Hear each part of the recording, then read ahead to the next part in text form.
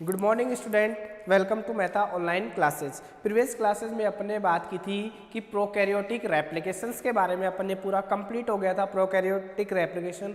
आज अपन बात करेंगे यूकैरियोटिक रेप्लिकेशन के बारे में। ठीक है, यूकैरियोटिक रेप्लिकेशंस कैसे होता है, ठीक है, इसके कौन कौन से वो प्रोसेस है, वही 3 प्रोसेस इसके होंगे, प्रोकैरियोट्स का और यूकैरियोट्स का। जैसे प्रोकैरियोट्स में सेम था वैसे ही इसके अंदर भी क्या होगा, सेम ही होगा, लेकिन वो ही है कि प्रोटीन एंड एंजाइम्स क्या होंगे इसके अंदर डिफरेंट होंगे। ठीक है, सबसे पहले अपन बात करें कि इसके अंदर जो हेलिकेज होता है, सबसे पहले हेलिकेज को लोड करवाना पड़ेगा। ठीक है, और प्रोटीन्स होंगी। ठीक है, तो बहुत सारे इसके अंदर भी क्या होंगे, ये थोड़ा कॉम्प्लेक्स है, ये अपने को डिटेल से पढ़ना है। तो सबसे पहले अपन बात करेंगे इनिशिएशन स्टेज की। इनिशिएशन, इलोंगेशन, टर्मिनेशन, 3 स्टेजेस मैंने बताई थी।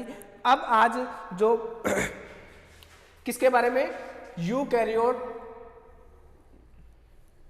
आज अपन बात करेंगे किसके बारे में, यूकैरियोट्स का रेप्लिकेशन, यूकैरियोटिक रेप्लिकेशन, यानी यूकैरियोट्स के अंदर जो रेप्लिकेशन होता है वो अपन बात करेंगे, और उसमें कौन कौन से जो प्रोसेस है, ये अपने प्रोकैरियोट्स में भी देखा था कि मेन इवेंट्स क्या क्या होते हैं इसके अंदर इन्वॉल्व। तो सबसे पहला जो इवेंट होगा वो क्या है, रिकॉग्निशन ऑफ ओआरआई साइट, यानी ओआरआई साइट को रिकॉग्निशन करने के लिए, यहाँ पर देखोगे तो वहाँ पर ओआरआई साइट को रिकॉग्निशन करने के लिए डीएनए ए प्रोटीन थी प्रोकैरियोट्स में, यहाँ पर ओआरआई साइट को रिकॉग्निशन करने के लिए ORC होती है। सबसे पहली जो प्रोटीन्स होती है वो कौन सी होती है, ORC। ये क्या करती है, जहां पर रेप्लिकेशन स्टार्ट करना है उसको रिकॉग्नाइज करेगी। जैसे अपने यहाँ पर देखो बात की थी प्रोकैरियोट्स में, यहां पर अपने बात की थी प्रोकैरियोट्स में। प्रोकैरियोट्स में जो डीएनए ए प्रोटीन है, डीएनए ए प्रोटीन है, ये क्या करती है, रिकॉग्नाइज करती है। अब अपन बात करेंगे यूकैरियोट्स में। यूकैरियोट्स में ORC यानी ओरिजिन रेप्लिकेशन कॉम्प्लेक्स प्रोटीन, ये क्या करती है ये क्या करती है, ओरिजिन को जहां से ओरिजिन होगा वहां पर क्या करेगी, इसको रिकॉग्नाइज करेगी। दूसरा डीएनए मेल्टिंग, डीएनए मेल्टिंग के लिए वही क्या होएगा, हेलिकेज। और हेलिकेज एंजाइम की बात की थी अपन ने प्रोकैरियोट्स में, डीएनए बी हेलिकेज प्रोकैरियोट्स में। और यहाँ पर यूकैरियोट्स की बात करें, यहाँ पर प्रोकैरियोट्स में डीएनए बी हेलिकेज, ये अपन ने पूरा डिटेल से पढ़ रखा है। और यूकैरियोट्स की बात करें तो MCM, ठीक है, MCM 2 to 7 यानी 2 से 7। ठीक है, यानी ये 6 सब यूनिट होती है। अपने डीएनए बी हेलिकेज में भी देखा था 6 सब यूनिट होती है। Stabilising of single strand binding protein, यहाँ पर स्टेबलाइजिंग करने के लिए प्रोकैरियोट्स में बात की थी। प्रोकैरियोट्स में क्या थी, SSB प्रोटीन। यहाँ पर यूकैरियोट्स में स्टेबलाइज करने के लिए होती है रेप्लिकेशन प्रोटीन ए, RPA होती है यहाँ पर स्टेबलाइज करने के लिए। दूसरा assembly of primosome at to replication fork produce, यानी जो प्राइमोसोम का असेंबली हो जाएगी, असेंबली ऑफ प्राइमोसोम्स, और क्या करेगा, 2 रेप्लिकेशन फॉर्क को क्या करेगा, प्रोड्यूस करेगा, और 2 डॉटर स्ट्रैंड का क्या करेगा, सिंथेसाइज करेगा। तो यहाँ पर जनरली अपन इनिशिएशन में कौन कौन सी प्रोटीन और एंजाइम्स इन्वॉल्व होंगे वो अपन ने प्रीवियस लेक्चर में पूरा पढ़ रखा था। आज अपन बात करेंगे किस तरह से रेप्लिकेशन इनिशिएशन होता है। ठीक है, सबसे पहले इनिशिएशन को पढ़ने से पहले अपन देखें कि जो इनिशिएशन को पढ़ने से पहले अपन ने देखा था कि जो प्रोकैरियोट्स होते हैं,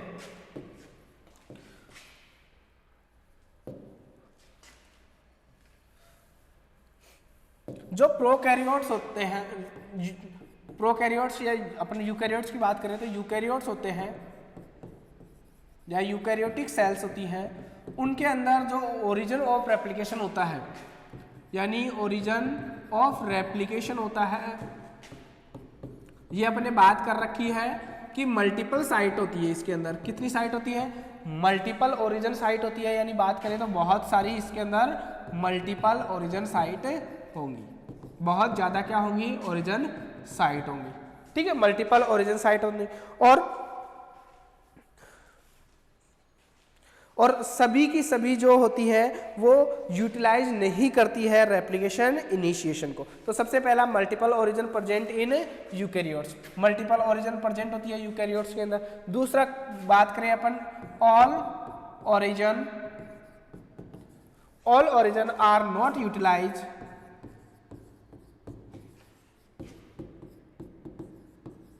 all origin are not utilized for replication initiation,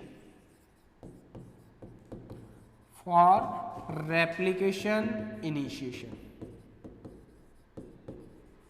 यानी जो सभी ओरिजिन्स होते हैं, यानी इसके पास बहुत सारे क्या होते हैं, ओरिजिन साइट होती है, सभी origin are not utilise for replication initiation, यानी सारे के सारे जो ओरिजिन साइट होती है वो इनिशिएशन को यूटिलाइज नहीं करती है। थर्ड बात करें, many origin replicate passively, many जो ओरिजिन होते हैं वो रेप्लिकेट होते हैं पैसिवली। यानी 3 पॉइंट की अपन बात करें यूकैरियोट्स में कि मल्टीपल ओरिजिन साइट होते हैं, प्रोकैरियोट्स में सिंगल ओरिजिन साइट होते हैं, ये अपन ने बात की थी। तो इसके अंदर मल्टीपल ओरिजिन साइट होने के कारण यहाँ पर जो सभी के सभी जो ओरिजिन होते हैं वो यूटिलाइज नहीं करते किसको, रेप्लिकेशन इनिशिएशन को। कुछ ओरिजिन रेप्लिकेट होते हैं पैसिवली, यानी जरूरी नहीं है कि जो हर एक ओरिजिन ऑफ रेप्लिकेशन साइट है, यानी जहाँ पर इनिशिएशन होगा वो क्या करेगा, रेप्लिकेशन स्टार्ट करेगा। कुछ जो होते हैं वो रेप्लिकेट, कुछ ओरिजिन होते हैं वो पैसिवली रेप्लिकेट हो जाते हैं। इसको समझने के लिए अपने एक डायग्राम बनाया है, डायग्राम से देखते हैं कि यहाँ पर देखो, तुम यहाँ पर देखो कि इस डायग्राम में क्या कहना चाह रहा है कि रेप्लिकेटर यानी of a daughter DNA are inactivated by DNA replication, यानी replicator first is not reached by adjust for before initiation and normally initiation. यानी यहाँ पर देखोगे तो यहाँ पर फर्स्ट, सेकंड, थर्ड, 4, 5, यानी 5 क्या है यहाँ पर ओरिजिन ऑफ रेप्लिकेशन साइट। यहाँ पर ध्यान से देखोगे तो 5 देखो ग्रीन कलर में दे रखा है ना, 5 यहाँ पर ओरिजिन ऑफ रेप्लिकेशन साइट है। अब यहाँ पर फर्स्ट कंडीशन में देखो, फर्स्ट कंडीशन में ओरिजिन 3 एंड 5th इनिशिएट, यानी जो ओरिजिन 3rd है और ओरिजिन 5th है वो क्या करना चालू कर दिया, इनिशिएट करना चालू कर दिया। यहाँ पर देखोगे 3rd के नीचे इनिशिएशन स्टार्ट हो गया, यहाँ पर देखोगे तो इनिशिएशन स्टार्ट हो गया। Origin first, origin 2 is passively replicate, यहाँ पर देखोगे तो ओरिजिन फर्स्ट और ओरिजिन सेकंड है वो क्या हो रहे हैं, पैसिवली रेप्लिकेट हुए, इनको किसी ने इनिशिएट नहीं किया। यानी ओरिजिन फर्स्ट तो क्या हुआ है, इनिशिएट किया गया, और ओरिजिन 2 इज पैसिवली रेप्लिकेट, यानी फर्स्ट क्या हुआ, इनिशिएट हुआ, और ओरिजिन जो सेकंड है वो क्या हो गया, अपने आप ही रेप्लिकेट हो गया, यानी पैसिवली रेप्लिकेट। अब यहाँ पर देखो इसको रेप्लिकेट करने के लिए स्पेसिफिक क्या है, ओरिजिन साइट है, इसको रेप्लिकेशन करने के लिए इनिशिएशन की जरूरत है, यानी ORC की जरूरत पड़ेगी, लेकिन इसने क्या किया, पैसिवली अपने आप को रेप्लिकेट करना चालू किया। दूसरा अपन बात करें, ओरिजिन 4 इज पैसिवली रेप्लिकेटेड, यहाँ पर ओरिजिन 4 बच गया, वो ओरिजिन 4 भी क्या हो जाता है, पैसिवली रेप्लिकेट हो जाता है। इनके इनिशिएशन होने से, इनके इनिशिएशन स्टार्ट होने से कुछ जो ओरिजिन साइट होती है वो पैसिवली क्या कर जाती है, रेप्लिकेट कर जाती है। तो इसका मीन समझ में आया। यहाँ पर देखो कि मल्टीपल साइट होती है, यहाँ पर यूकैरियोट्स में क्या होती है, मल्टीपल साइट होती है। All origin that are not utilise for replication initiation, सभी के सभी यूटिलाइज नहीं करते हैं रेप्लिकेशन इनिशिएशन को। मैनी ओरिजिन रेप्लिकेट पैसिवली, वही चीज यहाँ पर देखो, कुछ जो ओरिजिन होते हैं वो पैसिवली रेप्लिकेट हो जाते हैं। यहाँ पर देखोगे तो पैसिवली देखो, यहाँ पर सेकंड भी पैसिवली रेप्लिकेट हो गया और 4th भी पैसिवली रेप्लिकेट हो गया। तो यहाँ पर बात समझ में आई कि कुछ जो ओरिजिन साइट होते हैं वो पैसिवली रेप्लिकेट हो जाते हैं। नेक्स्ट अपन बात करें इनिशिएशन स्टेज की। नेक्स्ट अपन बात करें किसकी, 3 स्टेजेस होती है रेप्लिकेशन के अंदर। सबसे पहला अपन बात करें इनिशिएशन। इनिशिएशन क्या होता है, इनिशिएशन मतलब जब यूकैरियोटिक रेप्लिकेशन क्या होगा, स्टार्ट होगा। इसको स्टार्ट कराने के लिए किस तरह से ये क्या होता है, स्टार्ट होता है। तो सबसे पहले अपन देखें तो स्टार्ट करने के लिए helicase loading in eukaryotes. Eukaryotes में क्या होगा, हेलिकेज लोड होगा।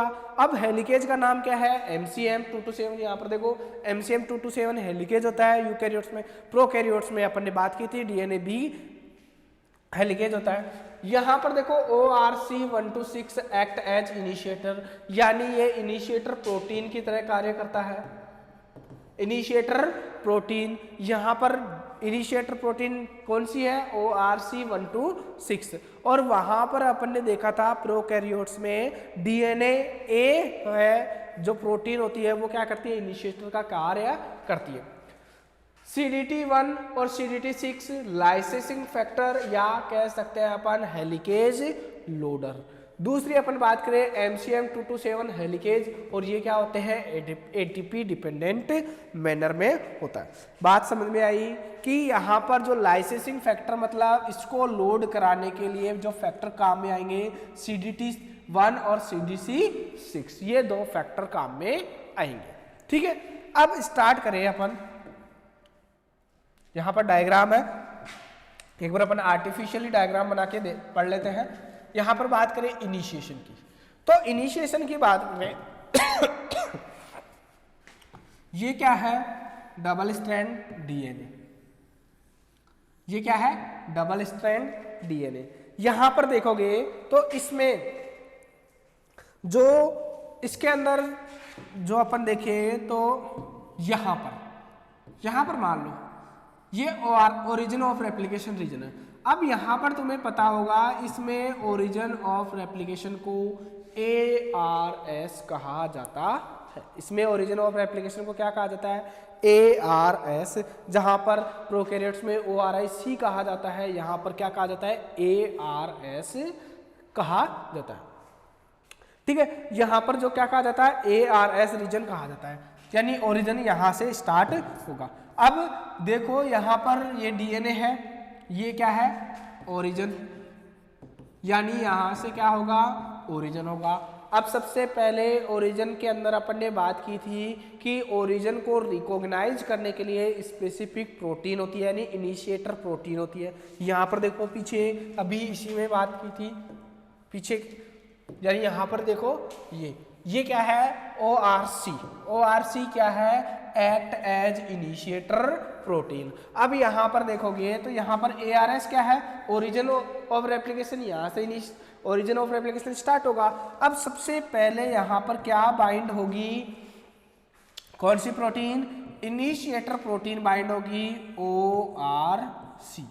सबसे पहले जो इनिशिएटर प्रोटीन है वो बाइंड होगी, यानी ओरिजिन रिकॉग्निशन कॉम्प्लेक्स यहाँ पर बाइंड होगा। और यहाँ पर देखोगे तो ARS यहाँ पर क्या होता है, AT रिच रीजन होता है।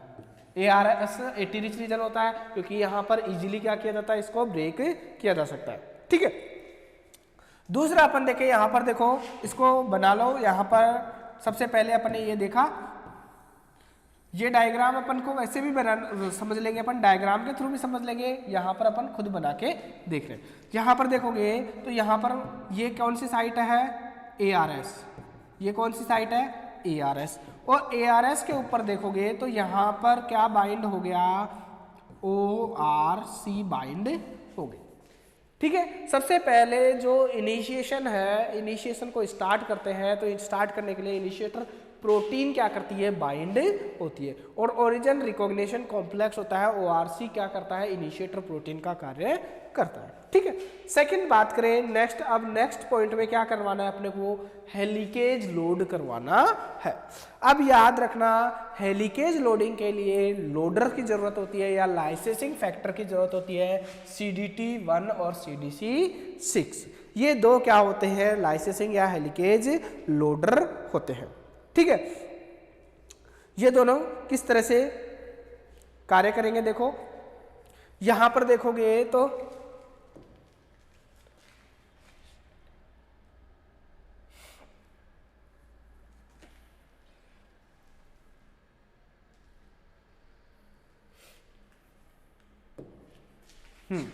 यहां पर देखो तो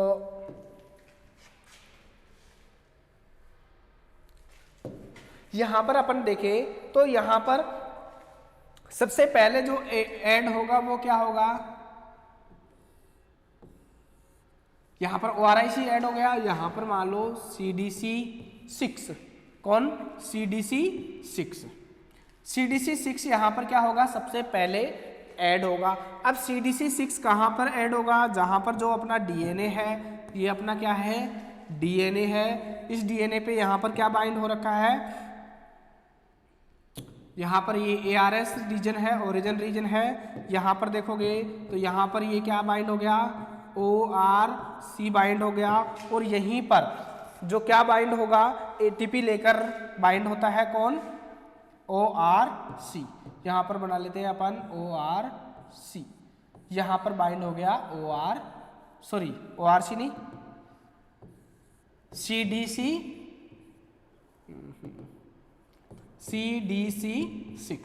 CDC6 यहाँ पर बाइंड हो गया। अब दूसरा क्या है, यहाँ पर CDC6 तो यहाँ पर बाइंड हो गया। दूसरा अपन ने लाइसेंसिंग फैक्टर की बात की थी, कौन सा, CDC6 और CDT1। और CDT1 क्या करता है, यहाँ पर देखोगे तो यहाँ पर मान लो ये, यहाँ पर ये मान लो ये क्या है, हेलिकेज। हेलिकेज में कितना होता है, 6 सब यूनिट का होता है, MCM227, ये क्या है, हेलिकेज। और हेलिकेज को लोड करवाने के लिए एक रिक्वायरमेंट होती है फैक्टर्स की, जिसको क्या कहेंगे, CDC6 तो हो गया, और यहाँ पर क्या बाइंड होगा इसके साथ, CDT1।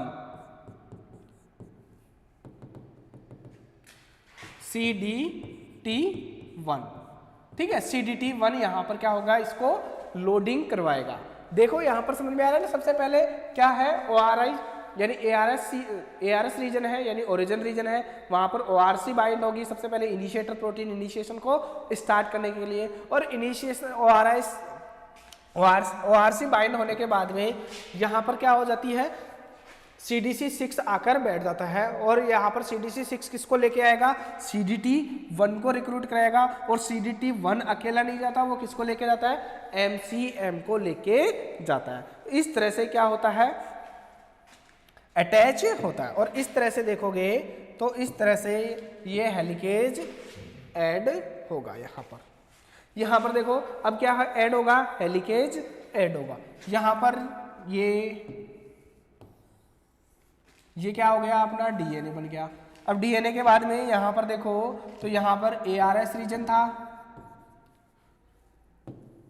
यहाँ पर ARS रीजन था। यहाँ पर देखोगे तो यहाँ पर ORC रीजन था, ORC प्रोटीन या इनिशिएटर प्रोटीन। इनिशिएटर प्रोटीन के बाद में यहाँ पर देखोगे तो यहाँ पर क्या बाइंड हो गई, यहाँ पर क्या बाइंड हो गया था, CDC6। और CDC6 के बाद में यहाँ पर बाइंड हो गया ये, मान लो CDT1। और इसके साथ में यहाँ पर क्या बाइंड है, हेलिकेज। इसके साथ यहाँ पर क्या बाइंड है, हेलिकेज। ठीक है, ये हेलिकेज लोड हो गया। इस तरह से क्या होता है, हेलिकेज लोड होता है। और यहाँ पर बाद में जब यहाँ पर हेलिकेज लोड हो जाएगा तो यहाँ पर जो CDT1 है और CDC6 है, ये दोनों यहाँ से क्या हो जाएंगे, रिलीज हो जाएंगे, बाहर की तरफ निकल जाएंगे। और ये जो कंडीशन होती है, बाहर की तरफ निकलेंगे। और ये सारी जो कंडीशन होती है अपन देखें,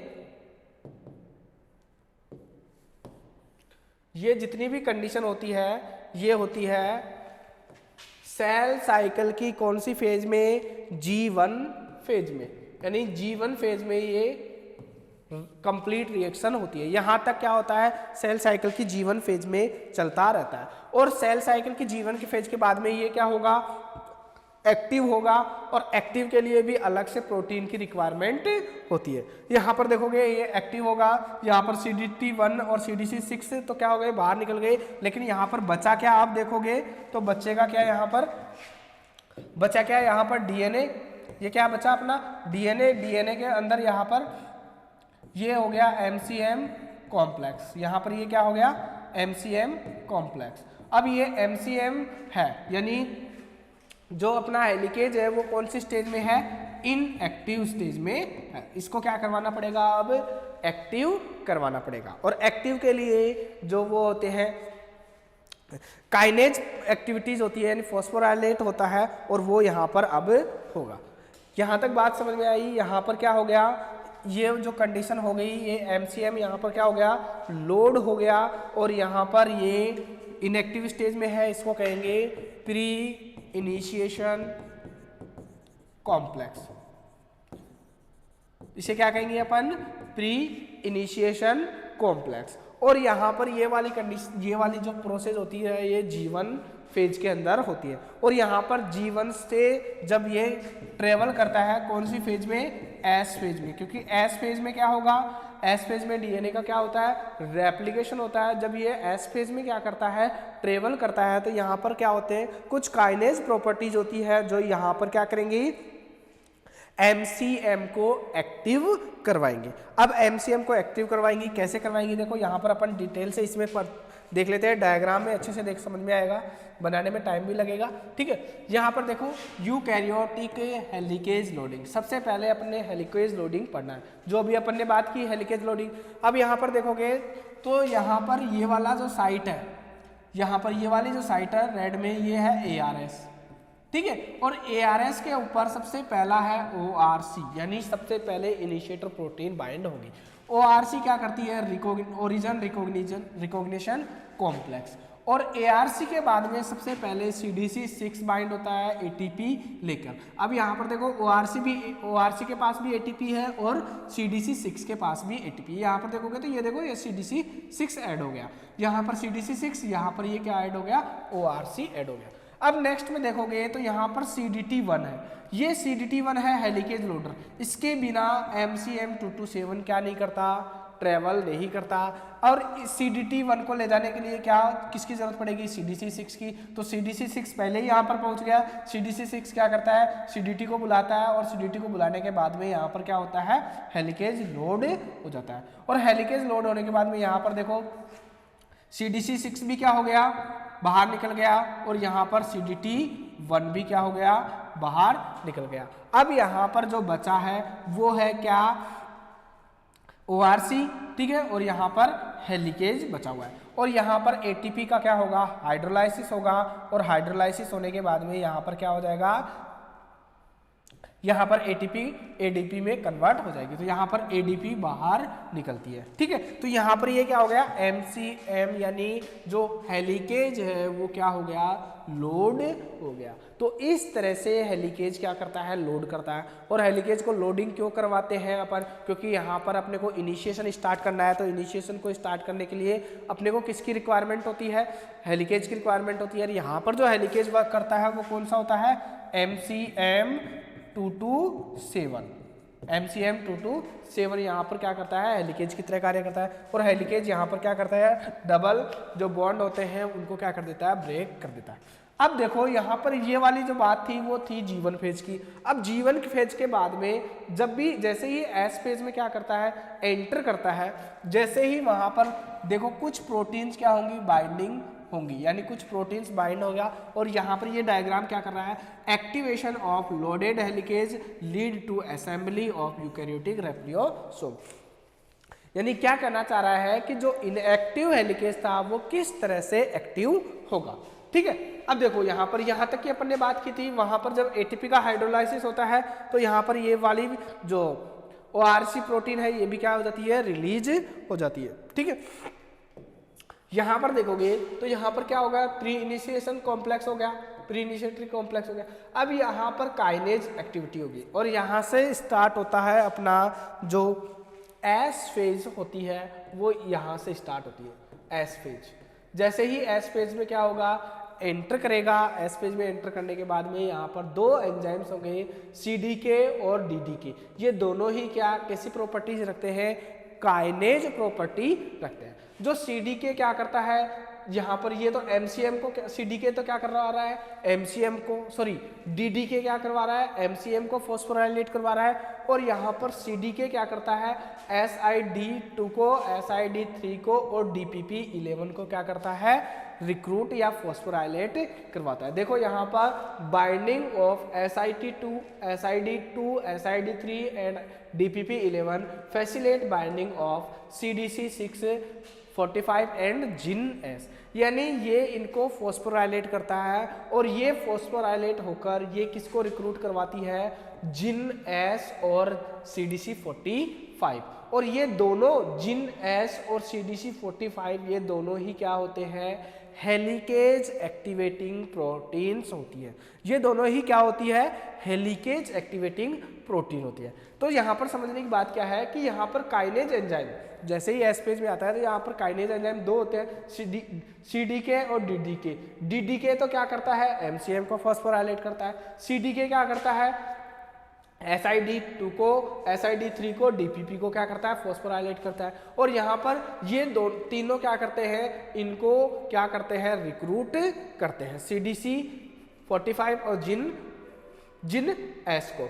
और यहाँ पर इनके साथ पॉलीमरेज एप्सिलॉन भी क्या आ जाता है, साथ में ऐड हो जाता है। यहाँ पर देखोगे तो यहाँ पर सभी के सभी क्या हो गए, यहाँ पर बाइंड हो गए। यहाँ पर देखोगे सभी के सभी बाइंड हो गए। बाद में देखोगे तो यहाँ पर SID2, SID3 और DPP11 क्या हो जाते हैं, बाहर रिलीज हो जाते हैं। और बाहर रिलीज होने के बाद में यहाँ पर बचता है कौन, हेलिकेज एंजाइम बचा। हेलिकेज एंजाइम के बाद में यहाँ पर देखो CDC45 बचा, और CDC45 के बाद में यहाँ पर जिन-S बचा और पॉलीमरेज एप्सिलॉन, ये तीनों बचते हैं। और यहाँ पर हेलिकेज देखो रेप्लिकेशन फॉर्क बनेगा तो हेलिकेज इधर भी फॉरवर्ड करेगा और इधर भी फॉरवर्ड करेगा। तो इस तरह से यहाँ पर क्या बनता है, CMG कॉम्प्लेक्स। C का मतलब होगा जैसे CDC45, M का मतलब क्या होगा, MCM227 और G का मतलब क्या होगा, जिन-S। तो इस तरह से CMG कॉम्प्लेक्स का क्या होता है, फॉर्मेशन होता है। फिर CMG कॉम्प्लेक्स का फॉर्मेशन हो गया, हेलिकेज अपना काम कर रहा है। हेलिकेज के काम करने के बाद में यहाँ पर पॉलीमरेज अल्फा जो कौन सी एक्टिविटी शो करता है, प्राइमेज एक्टिविटी शो करता है। ये अपन ने पढ़ा था कि जो प्रोकैरियोट्स होते हैं उनके लिए पॉलीमरेज जो प्राइमेज एक्टिविटी होती है वो अलग होती है, यूकैरियोट्स के लिए प्राइमेज एक्टिविटी अलग होती है। प्रोकैरियोट्स के लिए जो RNA प्राइमर की रिक्वायरमेंट होती है अपने को, लेकिन यूकैरियोट्स में RNA प्राइमर की रिक्वायरमेंट नहीं होती है। क्यों? क्योंकि यूकैरियोट्स में जो DNA पॉलीमरेज होते हैं वो बहुत टाइप के होते हैं और DNA पॉलीमरेज ही खुद ही क्या कर लेते हैं, प्राइमर एक्टिविटी शो कर लेते हैं। तो यहाँ पर पॉलीमरेज अल्फा क्या करता है, प्राइमेज एक्टिविटी शो करता है, और पॉलीमरेज जो डेल्टा है वो पॉलीमरेज एक्टिविटी शो करता है। Polymerase activity, polymerase delta and polymerase epsilon, ये दोनों ही क्या करते हैं, पॉलीमराइजेशन करते हैं। ये दोनों एंजाइम्स पॉलीमरेज एंजाइम्स हैं, DNA पॉलीमरेज एंजाइम्स है, अपन ने पीछे पूरा पढ़ा हुआ है। ये दोनों एक लीडिंग स्ट्रैंड का एक लैगिंग स्ट्रैंड का क्या करते हैं, सिंथेसिस करते हैं। यहाँ पर देखोगे तो यहाँ पर पॉलीमरेज क्या हो गया, पॉलीमरेज अल्फा बाइंड होगा, ये प्राइमर एक्टिविटी शो करेगा। और यहाँ पर प्राइमर एक्टिविटी शो करने के बाद में जैसे ही पॉलीमरेज डेल्टा ऐड होगा और वहाँ पर न्यूली सिंथेसाइज्ड DNA क्या होगा, फॉर्मेशन होगा। यहाँ तक बात समझ में आई क्या? इस तरह से यहाँ पर क्या बन जाएगा, ये रेप्लियोसोम्स का फॉर्मेशन हो जाएगा। और इस तरह से क्या होता है, इनिशिएशन स्टार्ट होता है। एक डायग्राम और है, यहाँ पर देखो हेलिकेज एक्टिवेशन अल्टर हेलिकेज इंट्रक्शन। यहाँ पर देखोगे तो वही चीज़ें अच्छे से दिखाई गई है कि यहाँ पर MCM227 था, यहाँ पर CDC45, यहाँ पर GIN। यहाँ पर देखोगे तो ये MCM227, यहाँ पर CDC45, ये GIN, और ये मिलकर बनाते हैं CMG complex and CDC45, MCM227 and जिन-S। ठीक है, एक बार और इसको अच्छे से देख लेते हैं। देखो यहाँ पर अपन ने बात की थी कि ये DNA है, ये अपना क्या है, DNA है। DNA के बाद में यहाँ पर देखोगे तो सबसे पहले यहाँ से अपन ने स्टार्ट किया था इसको। यहाँ पर देखोगे तो ये DNA है, यहाँ पर ARS रीजन है यानी ओरिजिन ऑफ रेप्लिकेशन रीजन है। ओरिजिन ऑफ रेप्लिकेशन रीजन के बाद में यहाँ पर बाइंड होती है कौन सी प्रोटीन, इनिशिएटर प्रोटीन, ORC को क्या कहेंगे अपन, initiator protein. Initiator protein bind होने के बाद में यहाँ पर हेलिकेज को लोड करवाने के लिए हेलिकेज लोडर होते हैं CDC6 और CDT1। इन दोनों को लोड करवाने के लिए सबसे पहले जो CDC6 क्या होगा, ऐड होगा, और CDC6 ऐड होने के बाद में यहाँ पर CDT को क्या करेगा, रिक्रूट करेगा, यानी CDC6 खुद यहाँ पर ऐड हो जाएगा और वो दूसरे को बुलाएगा CDT1 को, यानी इसके बिना ये रह नहीं सकता, तो ये इसको बुलाएगा, और ये अकेला नहीं जाता, ये किसके लेके जाता है, MCM को लेके जाता है। तो इस तरह से यहाँ पर क्या होता है, किसकी, हेलिकेज की क्या होती है, लोडिंग होती है। यहाँ पर ये MCM यहाँ पर क्या हो जाएगा, MCM यहाँ पर देखो ऐड हो गया, और MCM यहाँ पर ऐड होने के बाद में ये क्या हो जाएंगे, रिक्रूट हो जाएंगे। और ये कौन से स्टेज में है, इनएक्टिव स्टेज में है, और इसको एक्टिव करने के लिए 2 प्रोटीन्स की रिक्वायरमेंट होगी। इसको एक्टिव करने के लिए 2 प्रोटीन्स की रिक्वायरमेंट होगी, और वो कौन सी होगी, जब ये एस फेज में एंटर करेगा तो यहाँ पर कौन सी एक्टिविटी शो होगी, काइनेज एक्टिविटी। काइनेज में कौन कौन सी, काइनेज एक्टिविटी होगी CDK और DDK।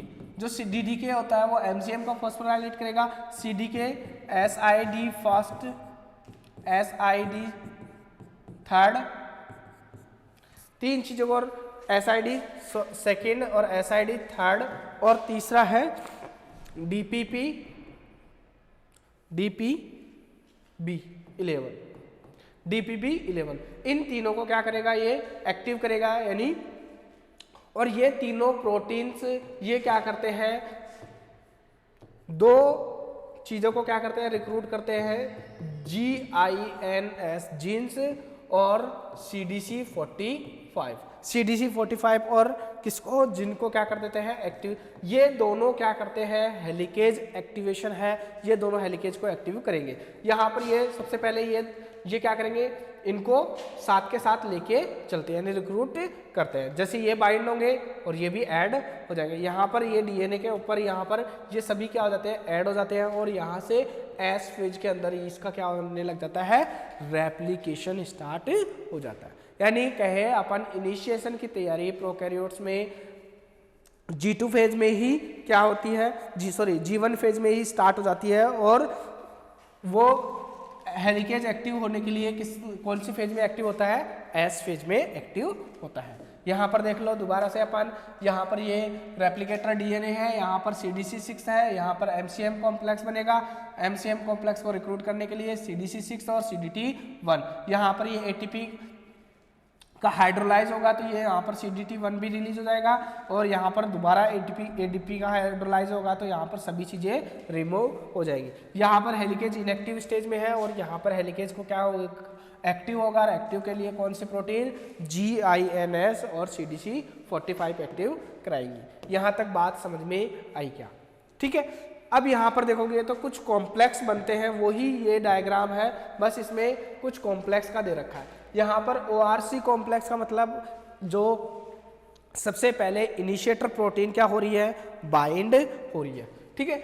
दूसरा यहाँ पर CDC6 बाइंड होता है, ठीक है। CDC6 बाइंड होने के बाद में यहाँ पर अपन कह देंगे इसको ORC CDC6 complex, ORC CDC6 complex. फिर बाद में OCCM क्यों कहेंगे इसको, O का मतलब ORC, CDC6 और CDT1 और MCM, ठीक है। फिर बाद में यहाँ पर CDT1 और CDC6 क्या हो जाती है, बाहर निकल जाते हैं, तो यहाँ पर इसका फॉर्मेशन होता है OCM का मतलब ORC और CDC6 और MCM। फिर बाद में यहाँ पर ORC और CDC6 क्या हो जाते हैं, रिक्रूट हो जाते हैं, बचता है MCM, ठीक है। और MCM और CDT इसको क्या करवाता है, यहाँ पर रिक्रूट, इसको जैसे ही CDC6 और ORC बाहर निकलता है और MCM को CDT1 क्या करवा देता है, रिक्रूट करवा देता है। यहाँ पर ये DH कॉम्प्लेक्स बनता है, और यहाँ पर ये एक्टिवेशन के लिए अपन ने बात की थी, वो प्रोटीन्स बनती है। यहाँ पर ये बनेगा प्री इनिशिएशन कॉम्प्लेक्स, और यहाँ पर देखोगे तो DPP, SID2, SID3, SID7 ये सब क्या हो जाते हैं, बाहर रिलीज हो जाते हैं, और लास्ट में यहाँ पर क्या बनता है, CMG कॉम्प्लेक्स का फॉर्मेशन होता है, ठीक है, अब इन एक एक चीज को अपन क्या करते हैं, डिस्क्राइब करते हैं। यहाँ पर देखोगे तो ये PCNA क्या है, क्लैंप लोडर है। ठीक है, अब यहाँ पर देखो सबसे पहले अपन बात करें इनिशिएशन ऑफ डीएनए रेप्लिकेशन में। ठीक है, इनिशिएशन ऑफ डीएनए रेप्लिकेशन में ओरिजिन सबसे पहला ORC। ठीक है, the replication origin have conserved DNA sequence as the eukaryotic genome is much larger than the prokaryotic genome। यानी जो रेप्लिकेशन ओरिजिन है वो कंजर्व सीक्वेंस है डीएनए सीक्वेंस की, as the prokaryotic genome is much larger than the prokaryotic genome. There are hundreds of origin in eukaryotic genome. यानी अपन बात करें तो जो ओरिजिन ऑफ रेप्लिकेशन जीनोम होते हैं या साइट होती है वो ज़्यादा होती है। हेंस द रेप्लिकेशन एक big simultaneously and the complete to the replication fast. इस कारण से यहाँ पर रेप्लिकेशन क्या होता है, फास्ट होता है। यहाँ पर अपन ने स्टार्टिंग में बात की थी कि प्रोकैरियोट्स में जो रेप्लिकेशन यानी इकोलाई में जो रेप्लिकेशन होता है उसको कंप्लीट होने में कितने मिनट लगते हैं, 32 मिनट। लेकिन जो ड्रोसोफिला होता है उसके अंदर जो रेप्लिकेशन होता है उसको कंप्लीट होने में 30 मिनट का क्या होता है, टाइमिंग कंज्यूमिंग होती है। ठीक है, origin has the sequence to which bind ORC। यानी जहाँ पर ओरिजिन ऑफ रेप्लिकेशन साइट है वहाँ पर कौन सी प्रोटीन बाइंड होती है, ORC बाइंड होती है। The ORC recognition complex, the ORC or the origin recognition complex is a complex of 6 subunit arranged in C-shaped structure। 6 subunit होती हैं and circling the DNA at origin। यानी क्या कर रहे हैं, ये जो DNA होते हैं, DNA होता है जहाँ पर ओरिजिन साइट है, ओरिजिन साइट पर ORC बाइंड होगी। ORC की 6 सबयूनिट होती हैं, वो सर्कल में क्या होती है, बाइंड होती है। This complex bind and recruit other factor to establish and pre-replicative complex। इसको क्या कह सकते हैं अपन, pre-replicative complex। दूसरा बात करें अपन ने ORC CDC6 DNA complex। जब ORC के साथ क्या बाइंड हो जाता है, CDC cell division cell cycle 6 proteins of CDC6 bind the ORC यानी origin DNA complex during late M phase of cell cycle. यानी लेट फेज के M फेज के लेट वाली यानी M फेज के बाद में क्या होता है, जो ORC जो ओरिजिन साइट होती है वहां पर ORC बाइंड होती है। ATP binding is required for ORC CDC6 DNA complex formation. इसके लिए किसकी रिक्वायरमेंट होती है, ATP की रिक्वायरमेंट होती है। ORC CDC6 यानी यहाँ पर अपने पास जो ओरिजिन साइट है वहां पर ORC बाइंड हो गया, CDC6 बाइंड हो गया। ठीक है, उसके बाद में OCCM कॉम्प्लेक्स का फॉर्मेशन होता है।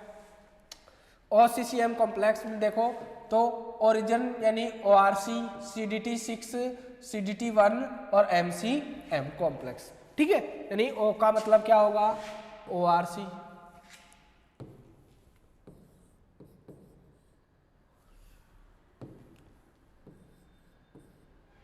ये अपन नेक्स्ट क्लास में बात करेंगे। चलो ठीक है, टाइम भी हो गया है।